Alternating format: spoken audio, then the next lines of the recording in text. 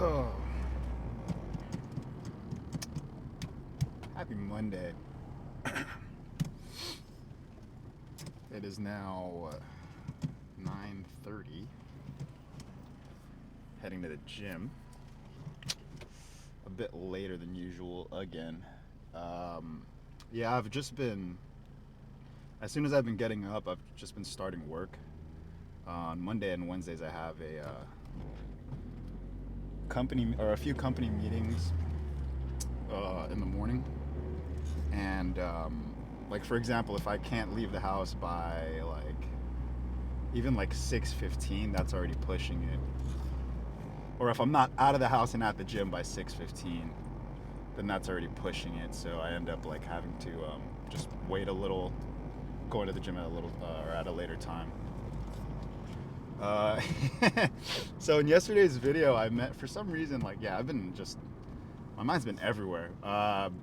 So I mentioned like it was like shoulders and arms, and it was leg day yesterday. So that was a silly little fluke. But the comments do work now. Uh, Now that for some reason, now that I check it, it's as if like nothing or everything is working fine.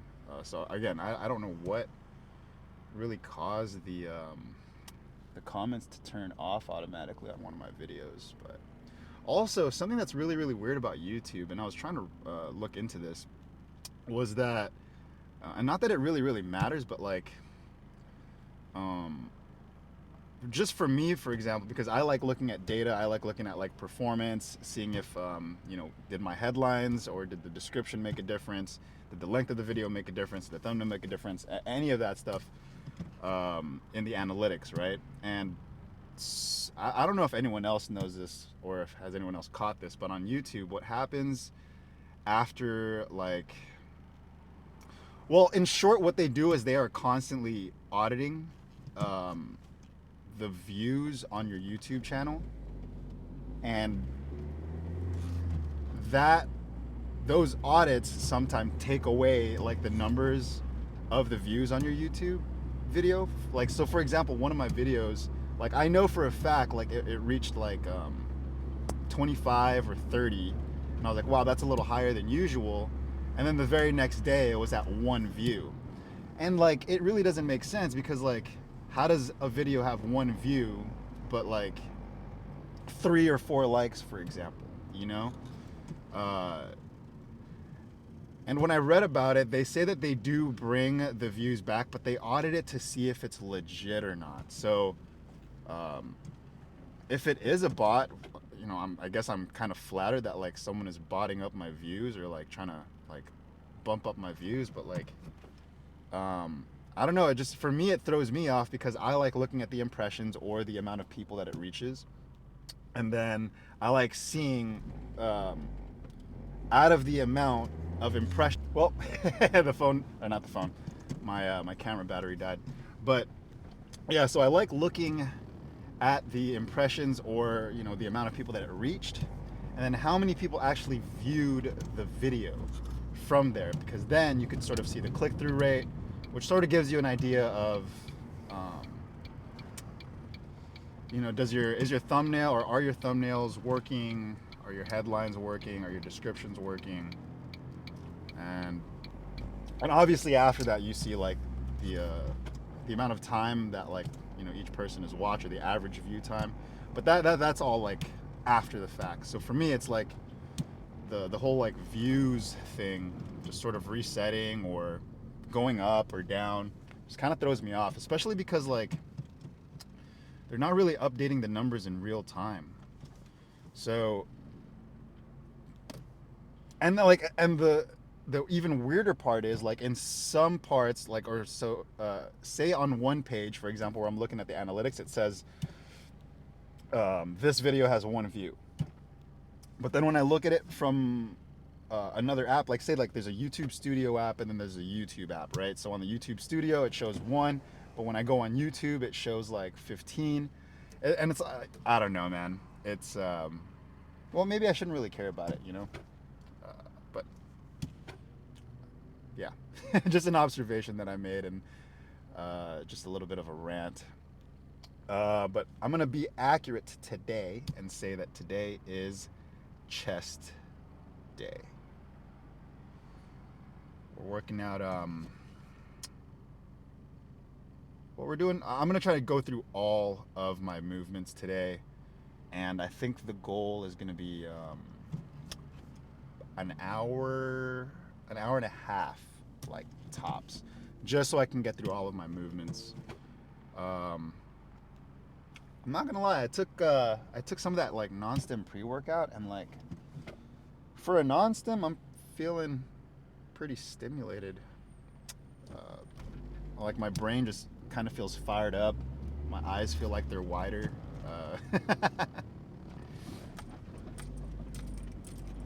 Yeah, I mean, it feels like I drank like a Red Bull or something, and I don't normally drink like caffeine, so the farthest I've ever gone in terms of like caffeine, or the farthest I go, is like drinking soda, like a can of Coke or something, and even that stuff gets me super wired. So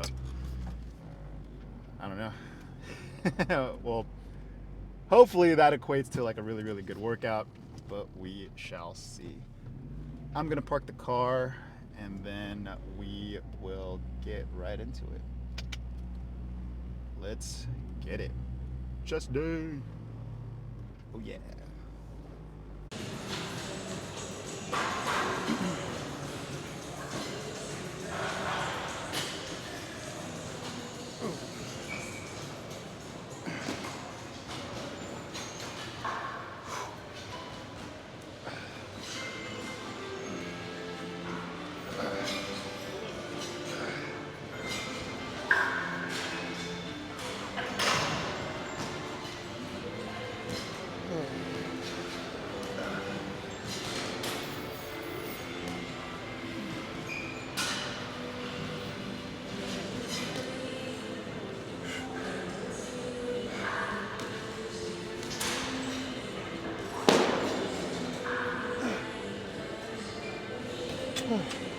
I don't know if it's a pre-workout, but I'm feeling particularly focused. We started out on the incline bench, and I guess I was just so in the zone. I totally like, it just slipped my mind to like put on the camera.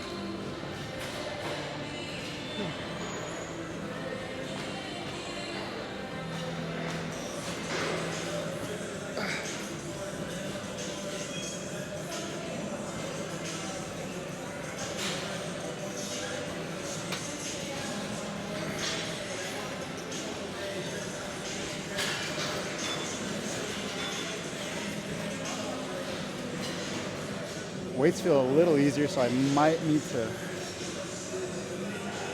up the weights just a notch.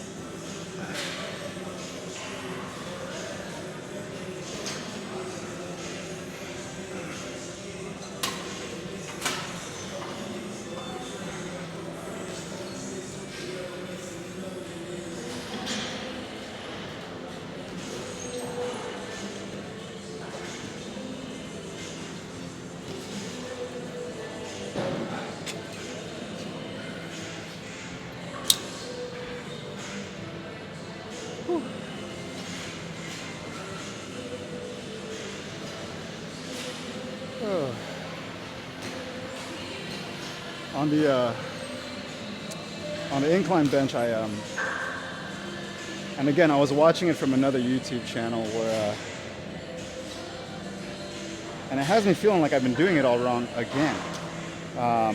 In that, like, well, not wrong, but just like I could have been doing it better. So like, as we know, the way I like to do my weights is I start off at like, one weight, and I move up in like 4 increments, or I move up every time I do an additional set. So say I'm on like the 3rd notch, right here, I would end up on the 5th or 6th notch, depending on how many, or on as my like last set. Just like trying to make the load heavier and maintain the same amount of reps, but I might have been slightly misguided in that approach.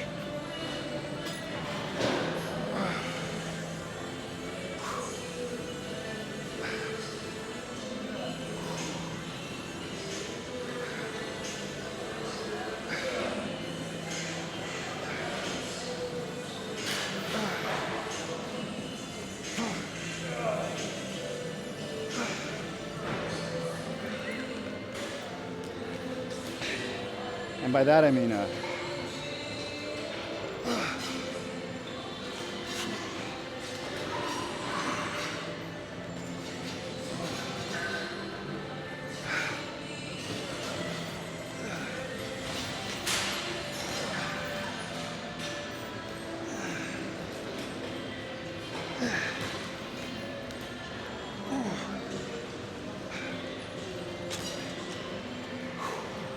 what I mean by that is the way,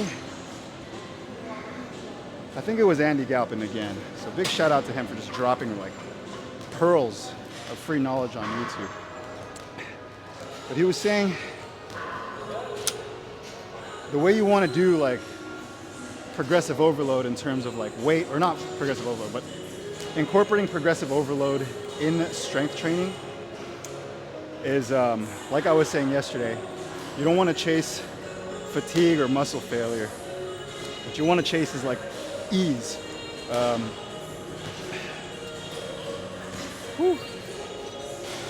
So what he was saying is you have like your warm-up sets and then you have your working sets.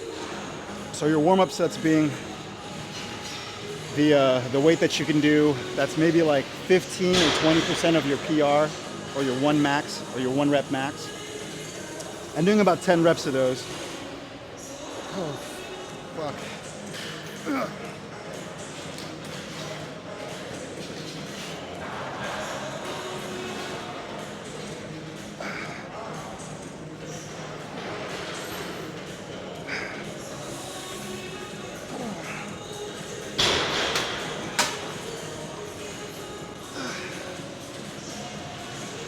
And then maybe doing like 2 sets of those before starting your quote unquote working sets. So how I was doing it was, say on the incline, for example, I would do 25s, 35s, 45s, or 25, 25, 35s, 45s. And then I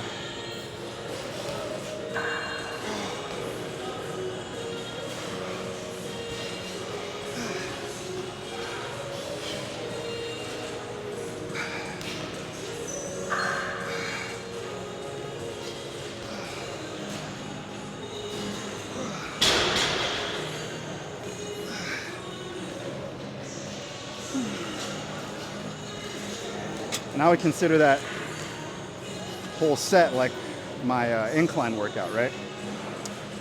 And how I understand it now is those 2 sets of 25s shouldn't even count as my working sets. And if my working sets, if I'm trying to obtain strength, I should go heavier. So realistically, from based on how I understood it,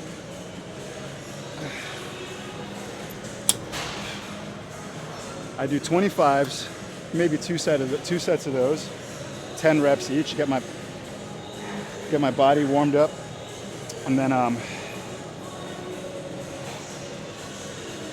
move on to let's say like 45s, right? And I would consider that my working sets because I could really only do 5 reps of those, so that's like my strength gaining set, aka the working set. So, and then I do 3 of those or 4 of those so I can get to the 20 to make up, you know, no matter what, I still get 40 total reps, regardless of how many sets I did, where 10 of them or 20 of them were warm-up reps and 20 of them were working reps, but like really, really heavy ones. I'm actually, I was so into what I was talking about, I'm actually finished with this. We're gonna find another press machine. So we did inclines, decline flies, and now probably like a flat or a decline press.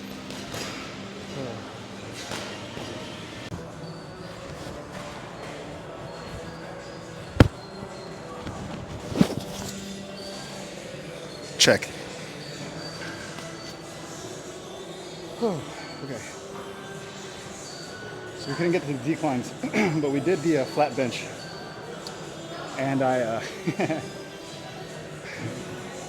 I might not be able to do a lot of these.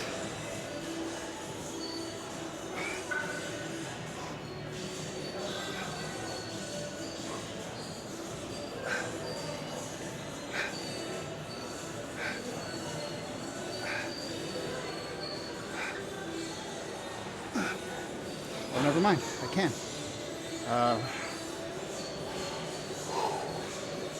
But on the flat bench, I sort of practiced what I preached, or what I just talked about a while ago, where I did 2 sets of 10. It was on the machine, so I don't have the weight of the bar, but there are, I think it's 12 pounds per arm, so it's sitting like 24 pounds. So 25's on there, 25 makes 50 plus the 24, so about 74 pounds. But I did 2 sets of 10 for those just to warm up. And then I went to, I put 45's on. I was able to do 10 of those. Those felt kind of light. And I put 25's on.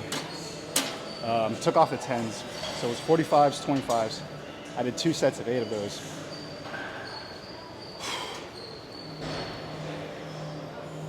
And I consider those 2 as like my working sets.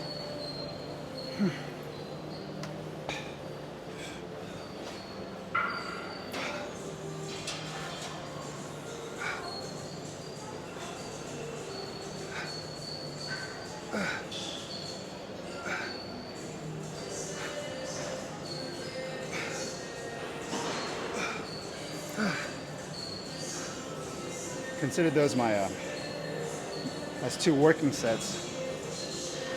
And then I put on, I took off the 25s, put on a 35. I did 8 of those. And then I put on 45 and 45. And did 5 of those. So 4 sets total. And I actually went over the 40 reps if we're counting the warm-up sets. But actual working sets, I did maybe 33. But in reality, like 53. And that feels a lot more, like I'm getting more of a pump on my chest, which I like, but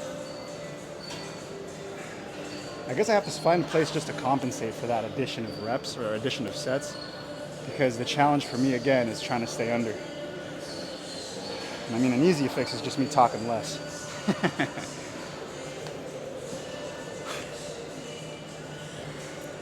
But we're only gonna do 3 of these. There's gonna be like two presses in a row, so I really wanna find like a fly machine or something. I do see one available, but I know the availability is gonna be short-lived. I can almost see someone walk into the machine right now.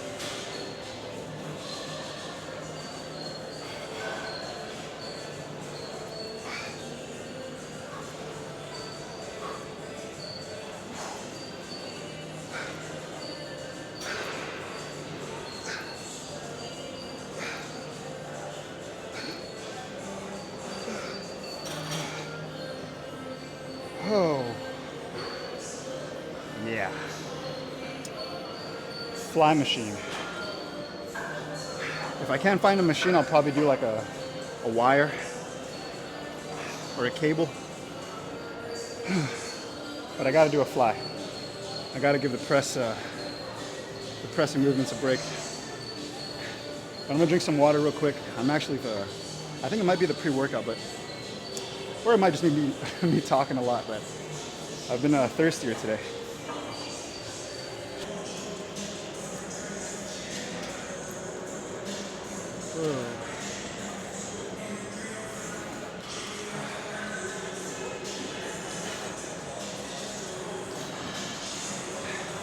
We got 2 more sets here.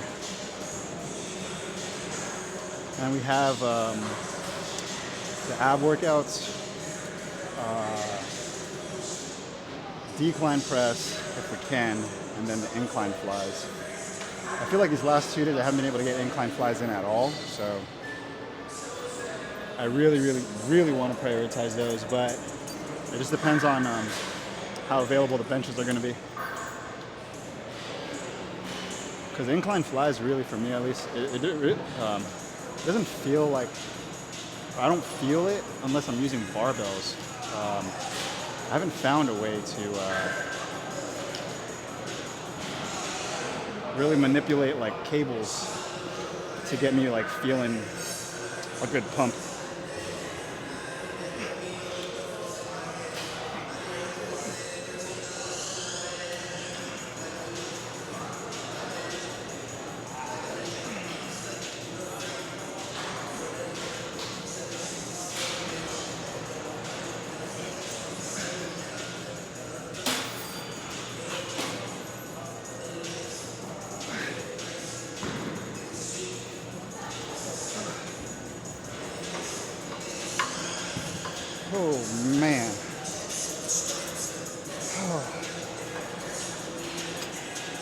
But this is probably going to be the last piece of footage before the walk-off, just because I'm keeping an active timer and you know, trying not to talk as much.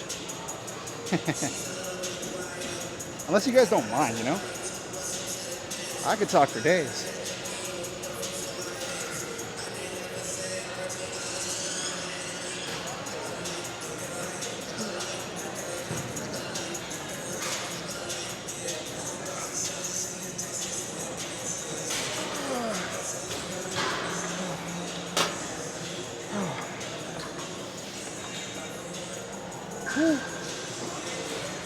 Yeah, so it's safe to say that pre-workout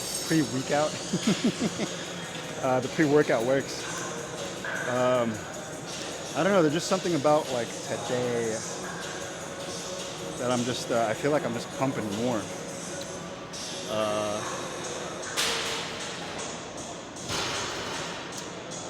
I don't want to put it on the creatine.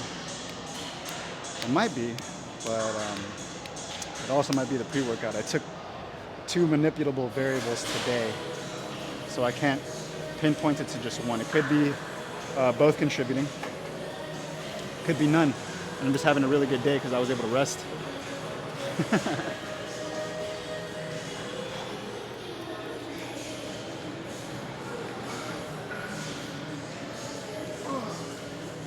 This cable is really tough. It's not oiled, so it gives like just a little more tension.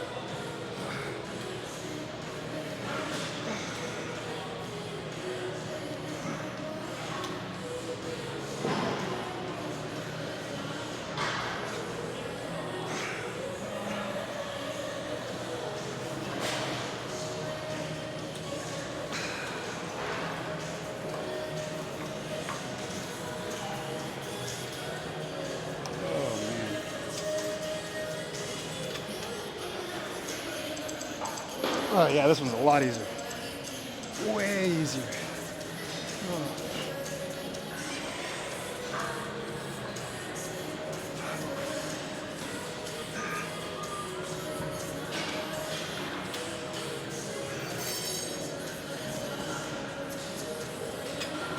Oh.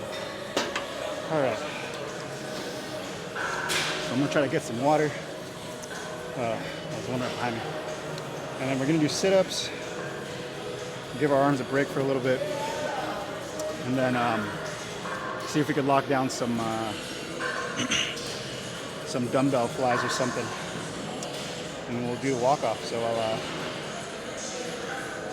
I'll see you guys at the walk-off.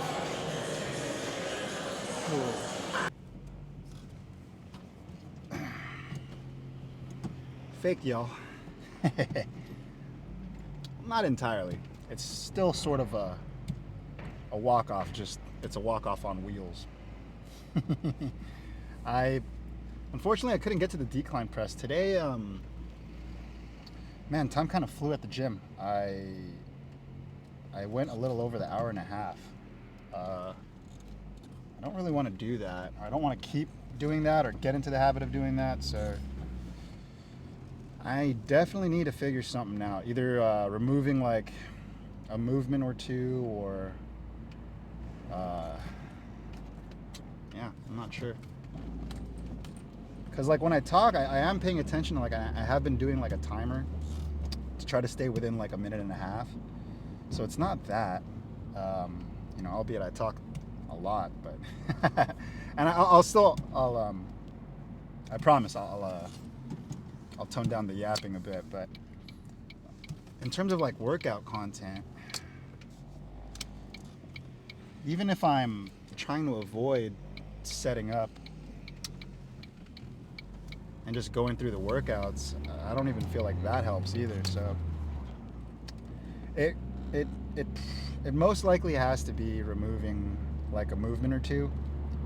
That way I'm getting a lot of good quality reps with the ones that I am doing, with like really, really valid working sets where I'm also increasing my strength.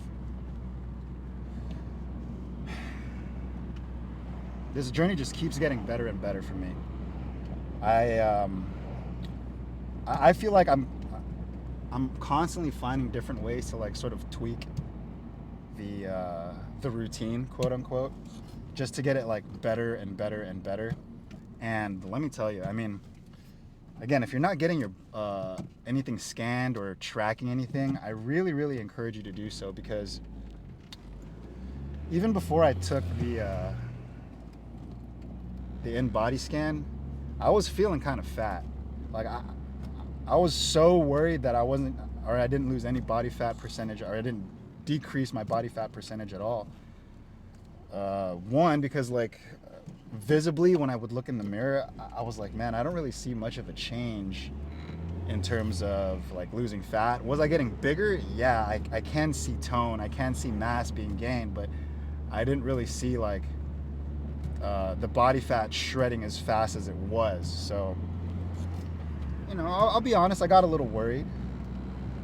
But again, the importance of tracking, because had I not seen those numbers, I would have really felt like I was either falling behind, backpedaling, or just sort of, you know, losing progress overall, to which I was wrong.